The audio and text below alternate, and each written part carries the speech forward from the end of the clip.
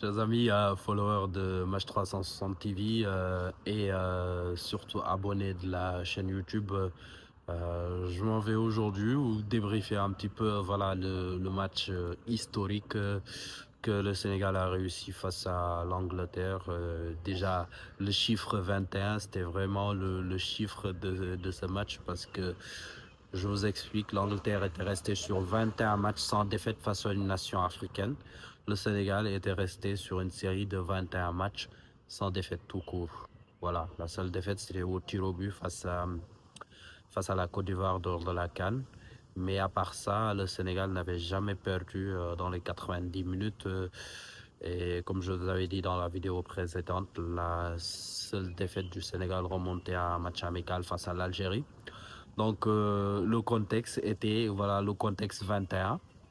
Et les Lions, ils ont réussi à un match, j'ai envie de dire stratosphérique, hein, je mesure bien mes mots, mais c'était ça, voilà, c'était ça, parce que le score final reflète totalement la performance solide du Sénégal.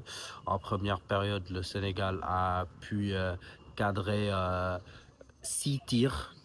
Ça n'était jamais arrivé à l'Angleterre de recevoir 6 tirs cadrés dans un match en première période depuis 2013, selon les statistiques de Opta. Donc ça montre une réelle domination de l'équipe sénégalaise, voilà, qui n'a pas eu de complexe face à cette mastodonte anglaise, qui quand même nous a un petit peu surpris parce que Tuchel a un petit peu fait le contraire de ce qu'il avait prédit, parce qu'il avait voilà, donné l'impression qu'il n'allait pas tourner son effectif et tout, mais il s'est un petit peu trompé, il a tourné son effectif, certains joueurs n'ont pas été à la hauteur, et au final, bah, on a vu le Sénégal a réussi une très belle performance.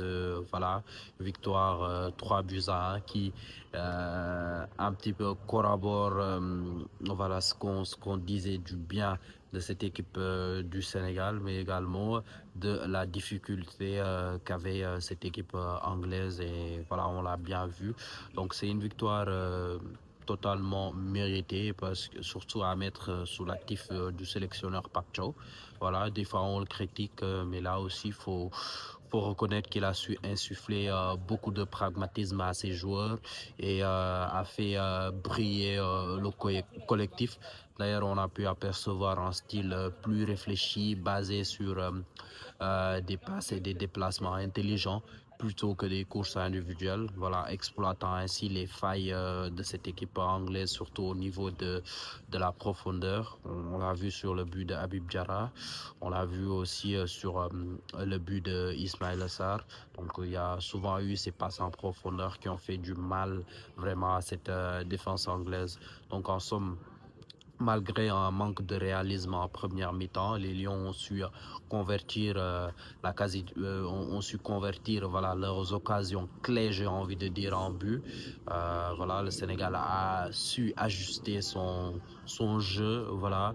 Euh, Certains buts, certaines actions, j'ai envie de dire, voilà, ont montré voilà, la classe de ces joueurs sénégalais, malgré le fait que l'Angleterre tenait le bon bout de ce match en ouvrant le score quasi 6-7 minutes après le coup d'envoi par l'inévitable Harry Kane, qui était encore à son 73e but. Il est le meilleur buteur de l'histoire de la sélection anglaise. Donc voilà, quelques chiffres peut-être à retenir de ce match, c'est surtout, voilà, que le Sénégal a dominé sur tous les compartiments du jeu en termes de tirs cadrés, de possession de ballon, de buts marqués. J'ai envie de dire, depuis que Tuchel est à la tête de cette équipe anglaise, il n'a jamais encaissé de but. 3 matchs, 3 victoires, 0 but encaissé. Et le quatrième match, il encaisse déjà 3 buts. Donc c'est une première de l'équipe d'Angleterre de Thomas Tuchel, et cette première, c'est pour ça il a eu quand même un petit peu mauvaise en disant que voilà, les Sénégalais ont trop célébrer, mais ça se voyait que voilà qu'ils disputaient quand même le match de leur vie. Donc félicitations au Lyon et voilà, peut-être vous donner un petit peu les tops et les moins bons, j'ai envie de dire, parce qu'il n'y a pas eu de flop dans cette équipe-là. Voilà, parmi les tops, tout le monde en parlait. Là, Malick Diouf, normalement, il ne doit pas quitter le territoire anglais, comme on dit, sans pour autant signer avec un club de Premier League. C'est un tweet que j'avais vu, je ne sais même plus c'est qui a tweeté ça. Mais voilà, c'est une vérité totale. Euh, il y a aussi Habib Diarra qui a montré beaucoup de teneur, surtout physique, mais également il a été clutch dans le dernier geste. Donc Habib Diarra aussi a été à top. Et j'ai envie aussi de saluer le match très ingrat de Nicolas Jackson. Vraiment, il a été dans le pressing très bon, même s'il n'a pas marqué.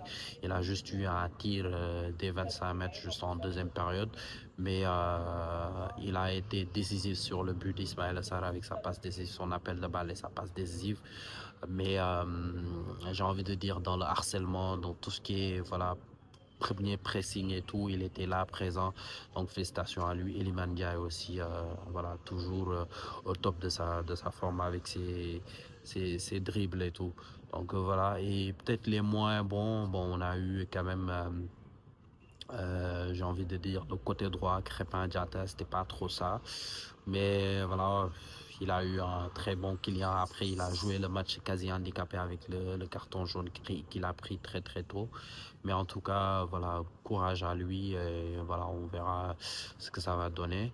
Euh, j'ai vraiment, voilà, c'est le seul joueur que j'ai peut-être vu qui était un petit peu en deçà par rapport à ce match-là. Donc, je veux pas dire qu'il a été mauvais, mais il a été moins bon que les autres. Voilà. Donc, c'était mon analyse de ce match. N'hésitez pas à liker, à vous abonner, à partager les contenus. Tout ce qu'on fait, c'est pour vous. Donc, merci beaucoup pour la force que vous apportez à notre média Match 360. Merci.